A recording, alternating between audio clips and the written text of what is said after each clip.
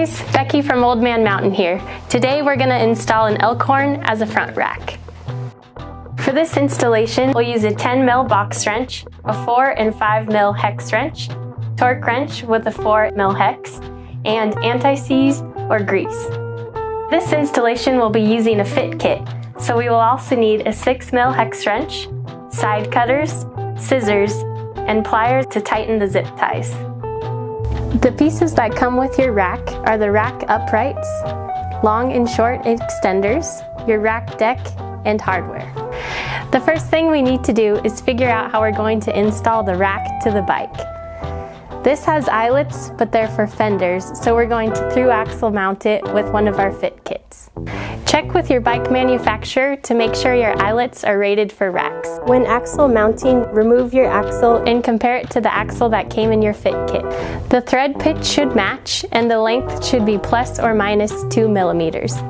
Apply grease to the threads and shaft of your axle and install with a 6mm hex.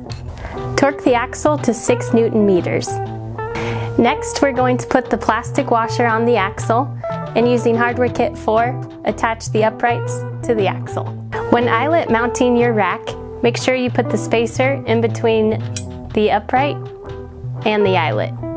Make sure the slotted sections are facing the center of the bike. Next, using hardware with grease or anti-seize, we'll attach the upright. Now with the uprights in place and perpendicular to the ground, we'll attach the deck. The deck is asymmetrical, so you can have the long part in the front or the back, depending on how it fits your bike. For hubs 135 millimeters or narrower, the uprights will attach on the inside of the deck. Prepare hardware kit 8 by installing the lock washer first and then the flat washer. Now install the deck.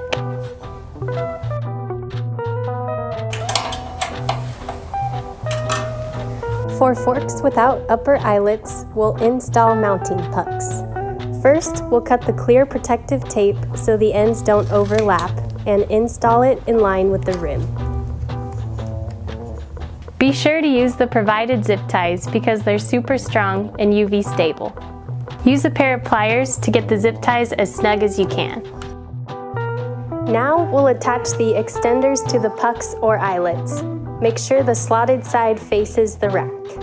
You may need to bend your extenders depending on if your fork eyelets are bent forwards or back. To bend your extenders, we like to wrap them in a paper towel and put them in a vise for a nice clean bend.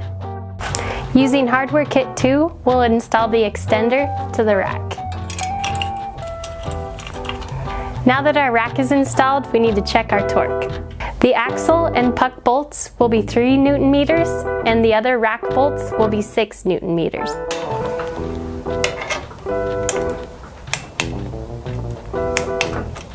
Now that zip ties have had time to rest, we'll tighten them one more time and clip to length.